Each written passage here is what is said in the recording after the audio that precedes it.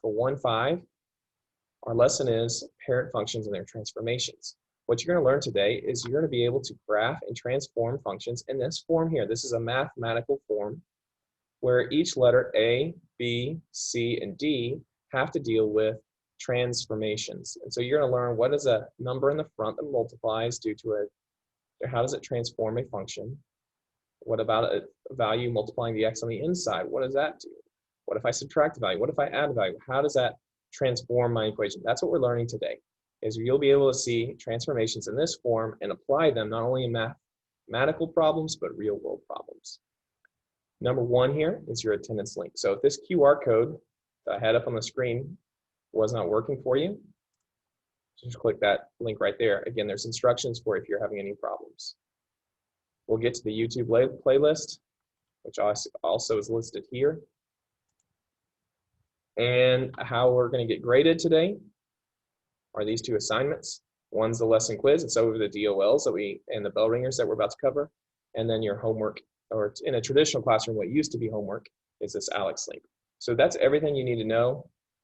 If you are not watching live, that's where you're going to get all tools and resources you need for today's lesson. So let's get going. So I encouraged those who were here from the start, after they take attendance, to work on these 2 problems and to use this Desmos link. So if you scan that link, what will come up is this right here. Let me close off some of these tabs so we're not confused at all the different things going on. Okay, what should come up is this Desmos, where these 2 questions, or excuse me, these 2 equations match these 2 equations given here. So I'm looking at number 1. This is number 1. And we're supposed to describe the continuity. And so I'm going to ask some simple basic questions. I need a senior to respond, please. A senior here. Does this look like, this graph right here, does it look like it's one continuous piece, or does it look like it's broken into multiple pieces? Multiple pieces? Multiple pieces. Okay, and so visually, if you're doing continuity, if you see there's multiple pieces, like I'm going to just label this one 1, this will be piece 2, this is piece 3. Whenever you see that there are 3 pieces, that means there must be at least 2 breaks. There has to be a break between 1 and 2, and there must be a break between 2 and 3. In math, when we talk about breaks, we're looking from left to right, meaning we're going off the x values. So I labeled my x-axis here, here's my y-axis. We're looking at the x-axis values. So now I need a junior to respond. When you look at this graph, which x value would be the location of the first break? Where does it look like the first break occurs? As you look on your x-axis between piece 1 and 2, what x value does it appear that the graph has broken?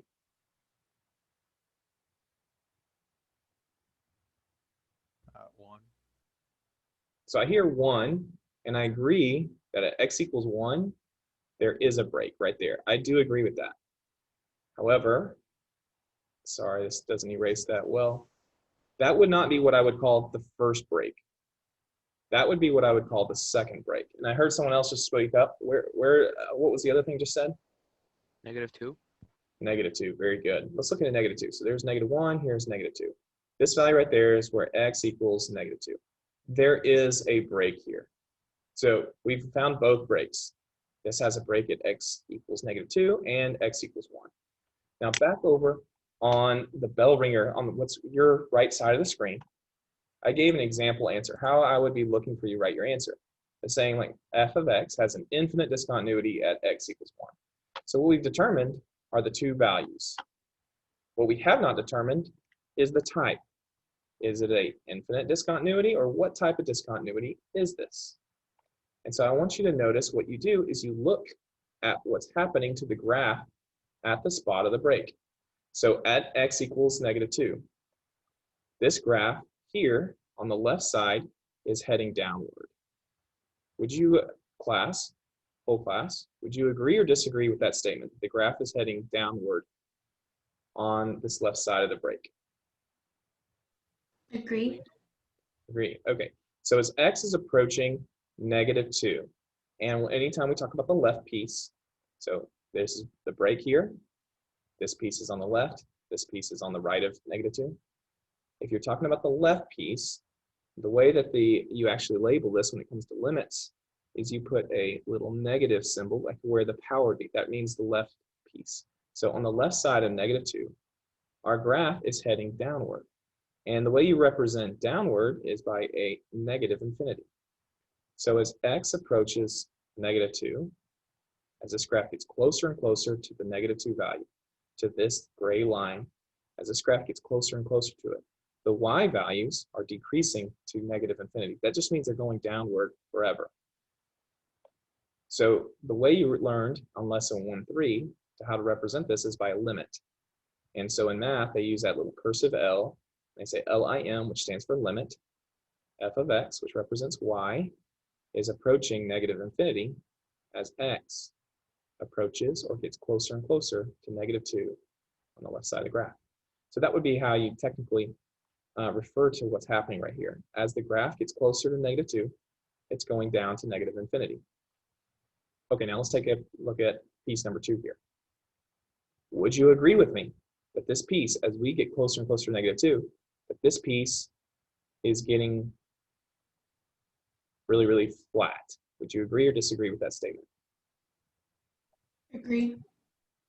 Okay, I hear agree. Now I think of floors being flat. I think of walls being vertical in a room. If I'm looking around my classroom, I think of floors being flat. I think of walls being really straight or vertical. After saying that, giving that clarity, would you still call this flat? No. No. So I've set you up. And so I don't think of this as being flat. So some of this is just, we need to get used to how I talk on questions I ask. I'm going to sometimes set you up with false statements. So this is not flat. So someone clarify, what would you say about this arrow? Which way, thinking of y's, would you represent this being flat, going up, or going down?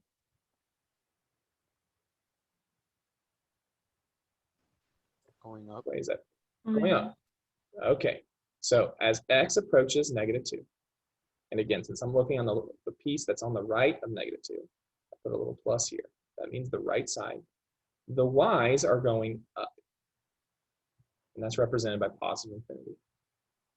Now, I'm going somewhere with this. You might be thinking, okay, that has nothing to do with what type. We're getting somewhere. The limit here, this is a review of lesson 1.3. The limit would be going to infinity as x approaches -2 from the right side. That's how you would actually write this as a limit. This is just kind of my shorthand to better explain what's happening. Okay, now let's talk about the type. There are 3 types of discontinuities. A graph can have infinite discontinuity. And that's when the graphs at the break head to infinities, something like that. They could have removable discontinuity. Now, removable is kind of like when you have a graph and you just have one little piece missing. Other than that, they look connected, but it's just one little open circle. And finally, you can have jump discontinuity.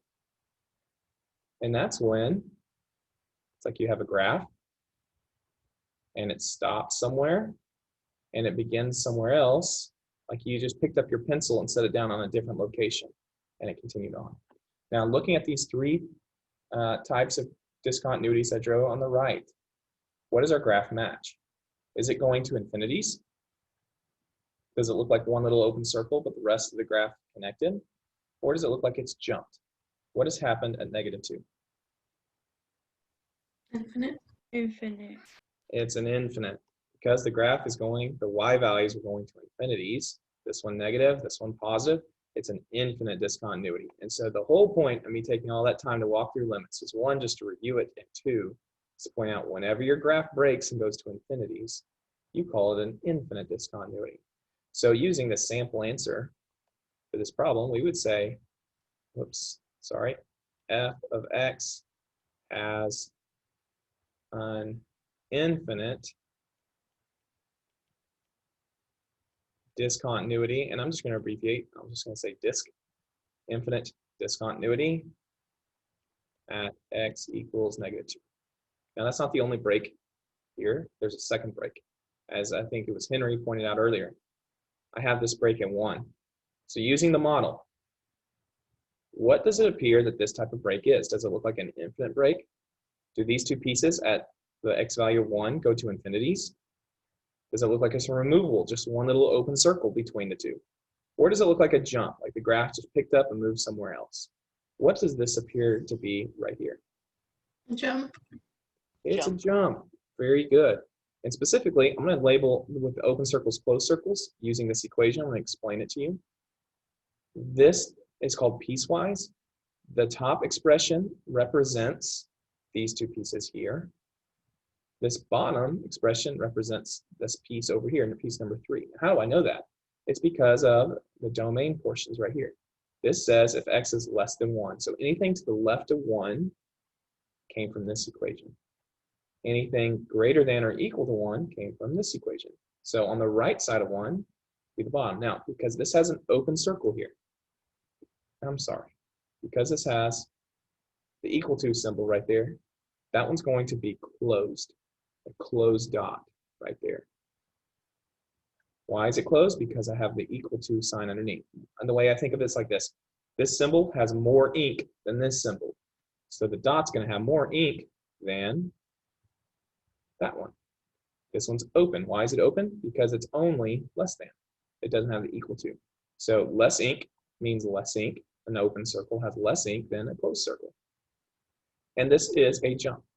So to write out this one, we would say f of x has a jump discontinuity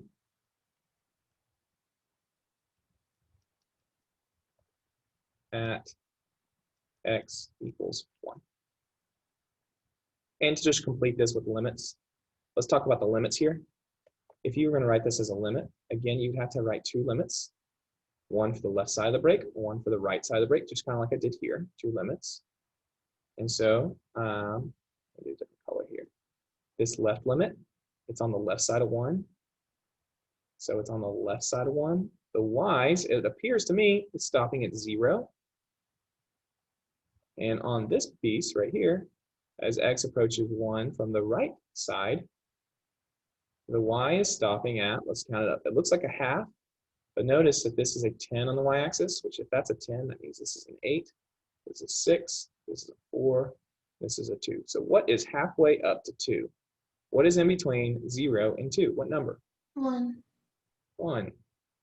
So this is a jump because the y's jump from a 0 to a 1. So speaking of limits, it's an infinite break if you have infinities. Whether positive or negative, it does not matter, it's irrelevant. That would be an infinite break. But if you jump from, let me write the 2 limits. So here is the left side limit. The left side, the y's go to 0.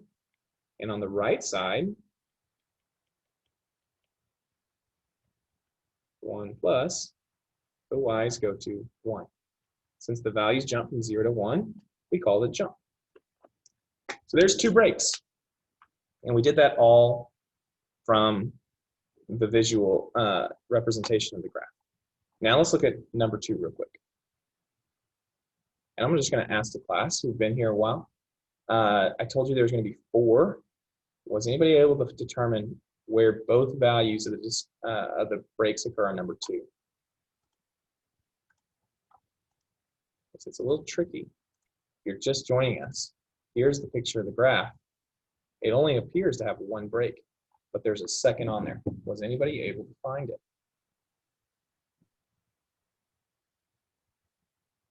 There were 3 and -8.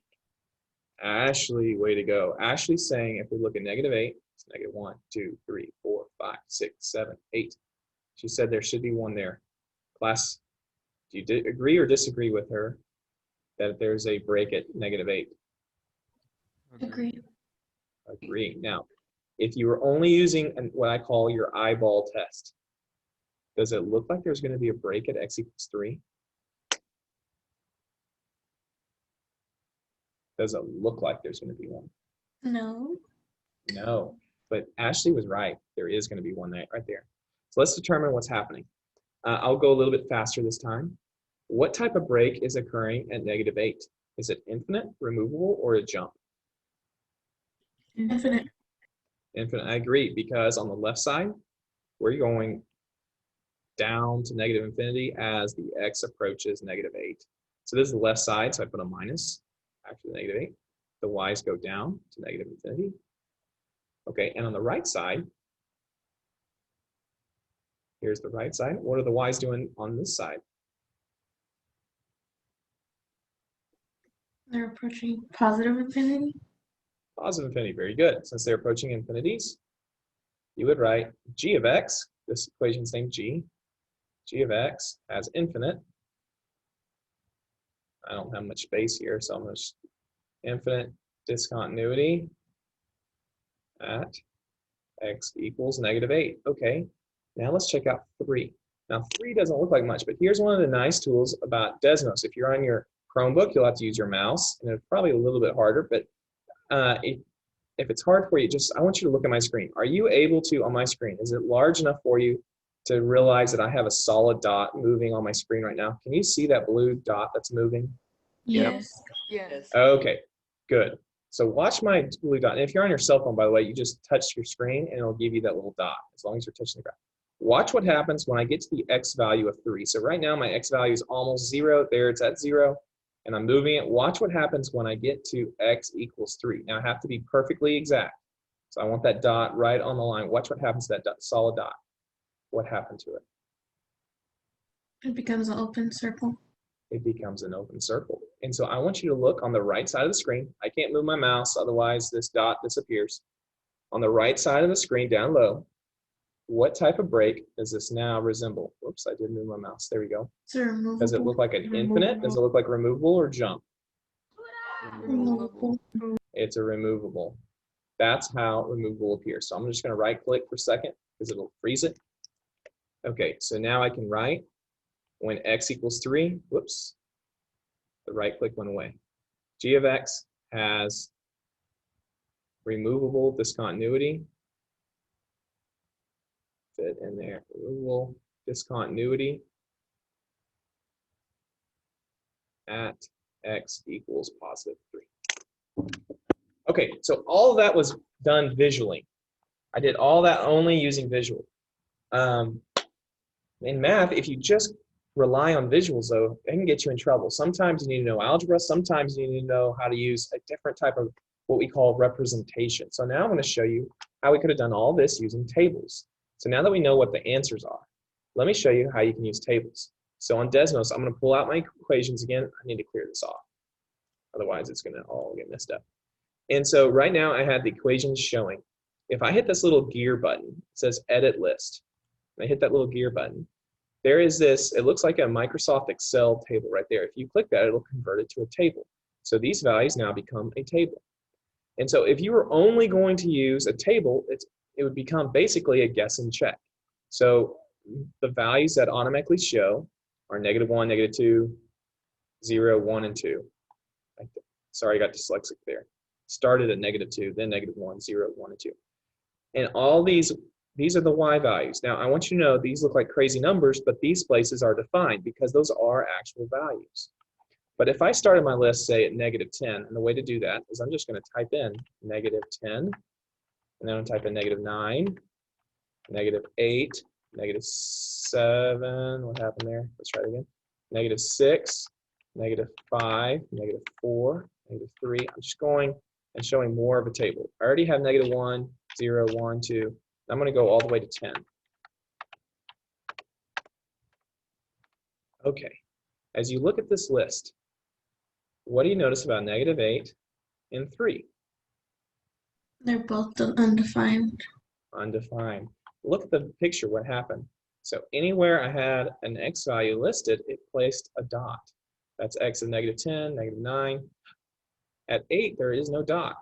Why is there no dot at -8? Because Has it's to do with that word. undefined. Because it's undefined. The graph doesn't exist there. So there's no dot. Now keep going. This is -7, -6. Let me close this so you can see the numbers better. -7, -6, -5, -4, 3, 2, -1, 0, 1, 2. And what happens at 3? Does it show that dot? No. No. No, because it's undefined. I wish the site programmed it to just leave it as an open circle, but it doesn't. Instead, it just has a spot missing. That's because it's undefined. So that's a way using tables, it at least alerts you to where they are located. We have one at -8, we have one at 3. So there, that was number 2. Let's try number 1. I'm going to take off this graph. I'm going to turn on number 1. Again, I'm going to hit that gear. I'll hit convert to table, and we have these values. At -2, sorry, I missed what you asked. 5. No, can you at least do it? Fine. At least put it up so I already know where everything is. I'm gonna destroy base 2. All right. Okay. So I'm assuming you were talking to someone else, not me. So I muted you. Looking at -2, I have a break. It says undefined. However, at 1, I want you to check this out. You got to pay attention here. If you've zoned out for a second, walk back in. On our answer, we said there was a jump discontinuity at x = 1. But I want you to look at the table. Does it say undefined at x = 1? No. No. So No. jump works a little bit different. You can't rely on tables for jump because jump can still be defined there. Now, how does jump work? And this is going to be your transition to algebra. So I've shown you the graphing visual only. I've shown you then just now tables. Now let me show you how do we find these with algebra.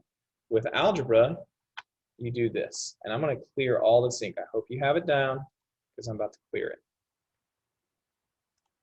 How do we find jumps with algebra? What you do, the way a jump appears is where the domain or where you change from one expression to another in piecewise. This is the most common way to get a jump discontinuity is piecewise. Specifically, it's where your two expressions change, the x value. So we're going to look at the x value x = 1 because that's where I switch from the top expression to the bottom one. This expression is what was graphed on the left side of the screen all the way up until 1.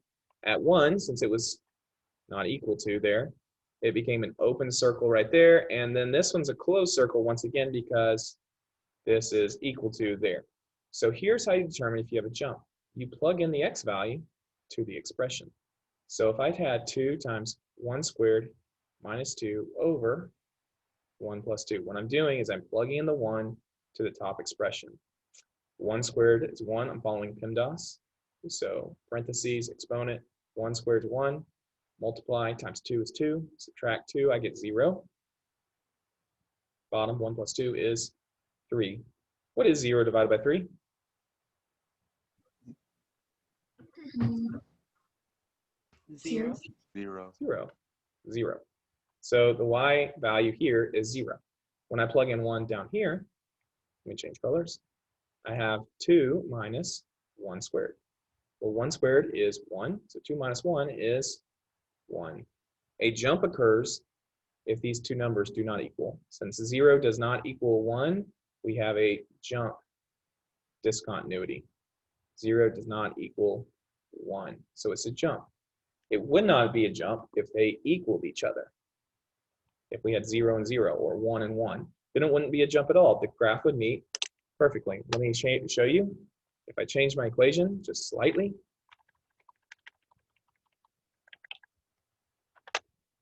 this is no longer a jump. You see how this graph connects right there? And it's not an open circle. This would be removable because now it's an open circle.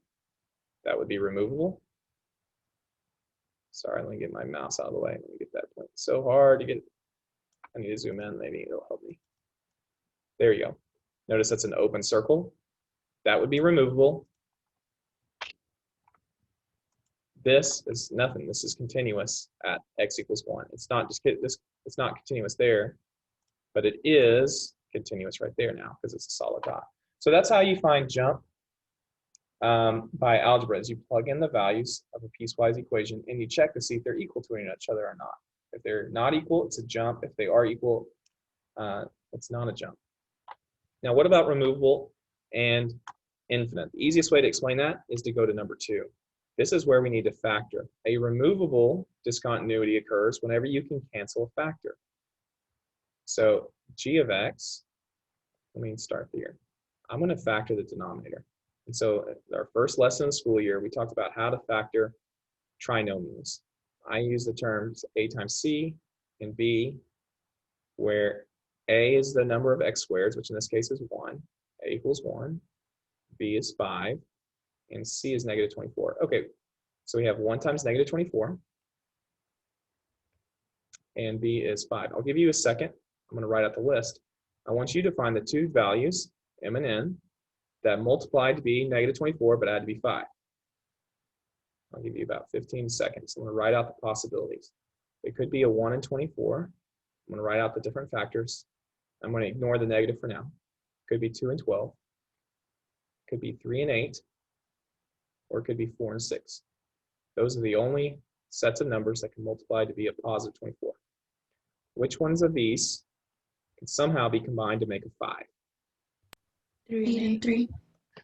3 and 8. Okay, so specifically, how can 3 and 8 become 5? Negative 3 and 8. Okay, so 8 minus 3, I agree with that. Yeah. And I'd like to write it in that order because it works more with my brain. So 8 times negative 3 is negative 24. And 8 minus 3 is 5, so we found our numbers. So if you remember, that was step 2. We're supposed to look for a GCF, which I just skipped over because it did not have one. Step 3 would be you split this a power. So what do I mean? G of x is going to equal,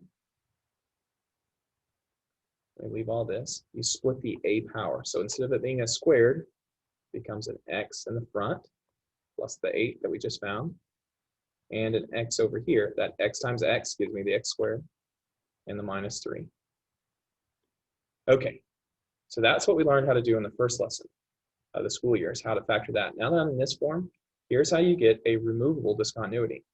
Removal occurs whenever you get this, remove a factor from the equation. So if I can remove these two, that's a removable because I removed them. So you might be thinking, how is it that it's x equals positive 3 though, when it looks like the factor that we removed was x minus 3? Well, here's how, because that's not set equal to 0. The way you would solve this is you would say 0 there. So 0 equals x minus 3. And if you do your algebra 1, you add 3 to both sides. And we find out that when x equals 3, we have a removable discontinuity. Just the same, this x plus 8 does not get removed, but it stays there forever. What is a synonym for something going forever? Infinity. Infinite, that's right. And so infinity represents forever. Since this one's there forever, this one's an infinite discontinuity. Since this one got removed, it is removable. So there, I just gave you 3 different ways of determining if the continuity of functions. You can graph them and look at the visual. You could look at table, or you could do algebra. Now, I know that was a really long introduction, but it was very helpful, and then we're going to see this all year. And in the process, I got to review limits. I got to show you many other things. So with all that, what's happening today? What's happening that's new today? So on lesson 1.5, you're going to go over a few different things. So I had printed off these same graphs. If you wonder, what's this on my packet?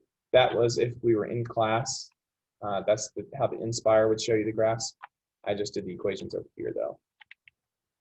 Let me get that equation back. Notice this one represents this graph, and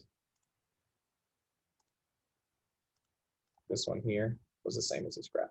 So that's all that is. Okay, so what are we doing today?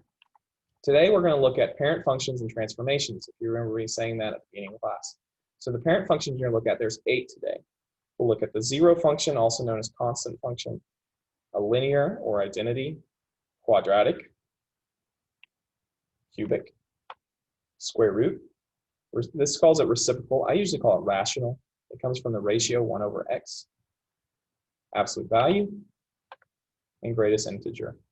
You'll have 8 more that appear in the second semester, or really more like December moving forward. But those are the 8 we're going to play with today. And not only going to see these graphs, we're also going to do some transformations. So here's just you'll see these in the videos. I give you some rules. But the transformations are like, what happens if I take a parabola and shift it up? And I know it's up because I'll learn I'm adding a value to the outside. What happens if I shift it down? Well, that'll be a subtraction on the outside. I can shift right That'll be on the inside, and it's going to lie. You're going to learn the videos. It's going to be the opposite. So a negative on the inside is actually going to go right. A negative or a positive on the inside will actually move something left. You're going to learn about that. Then as the lesson goes on, you're going to learn that we can reflect things. So from the first quadrant to the fourth, a vertical reflection, that's outside, or a horizontal reflection, something to the right goes left. What you'll see that's consistent is if a transformation is occurring on the outside of the equation, it's always vertical. If it's on the inside, it's going to be horizontal and it's going to lie. So those are 2 rules that I skipped over right here. I told you you're going to go over these. Call it HIVO. Horizontal is inside, vertical is out. It's an acronym. Horizontal, inside, vertical, out. And you're going to learn that horizontals, the inside lies and outside tells the truth.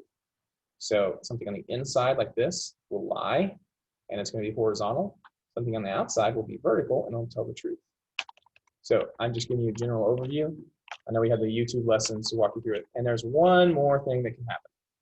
We can expand or compress. Some call it stretch or shrink. I can vertically expand.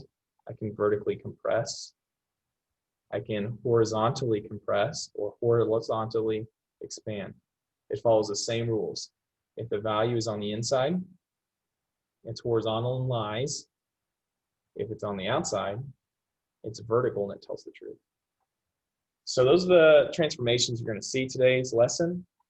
Going all the way back to the start, this was the YouTube QR code right there. Or if you're going from your digital classroom, you would go to 1.5 and all your links are here. And this is honestly the way I'd recommend it, is whenever you click to watch those YouTubes, right here it's number 2. I'm assuming you've already taken attendance. Your number 2 thing you're responsible for out of the 4 things is if you click that YouTube playlist, you get these videos. Sorry, I don't know if you're seeing that, but okay. You have these videos. What I recommend you do at the same time is one of these optional resources. I would keep open the completed lesson packet. Here's my suggestion for how to do this lesson. So you'll walk through, and I've just done this long introduction with you. That's what I've been doing. So you don't have to watch that first video. But what you'll start on is example 1 video. And as I'm working through, I'm going to pause that. You'll see me go through all those things I was just going through real fast. And I'm going to stop here and tell you, okay, it's time for you to try one. Here's your DOL. And so notice that this is where this video, it ends here, and I just show you an open problem. Well, that open problem, if you have open the completed lesson, you could find the same spot where I work all the way through here. And on that video, this is the last thing you see me write, and then I give you this problem. What I would recommend is if you have both these open, when that video ends, switch tabs to here. On a piece of notebook paper, write down what the answer will look like. Write down for x squared, its domain, range, intercepts, all this. Why am I suggesting that? Because when you're done watching all the videos, when you've watched, you go through example 2, example 3, when you watch all those and take notes, as you go, writing down your answers, it makes number 3 very easy. So you do your lesson playlist. Number 3, you submit the answers to those bell ringers, which we already did, and the DOLs or guided practices, and the ACP type of problem, all right here. And so the ACP problem, if you're wondering, well, again, what is that? Because we haven't been in class, that's where I take those release problems of what their example problems of what the ACP might look like, and I show you, hey, here's how this will be tested. It might be tested at the end of the school year. And so that's what's listed at the very end. All of those get submitted right there. So if you've been taking notes, following, and using that completed copy, it should make you really easy because this is example 3. So after you watch the example 3 video, you have, I end right. Let me just mute that. Okay, I end right here and I say, okay, you try this one. And so if you're following along, you just come through here and you get to this problem. And now you know, okay, I got to get this answer choice. I got to figure out what the answer is. And if you struggle and you're like, I forgot what he did in that video, all you have to do is scroll up and you can see what I wrote on the same video. So that's my suggestion how to do that. That's all I have for this live section. If you have questions, this is a great time to ask me. But other than that, I'm done with new stuff. If you don't have any questions and you're ready to go, you can sign off and get working. If you do, go ahead and hang on and ask whatever your questions are. See you, mister. Yeah, take care. Have a good day.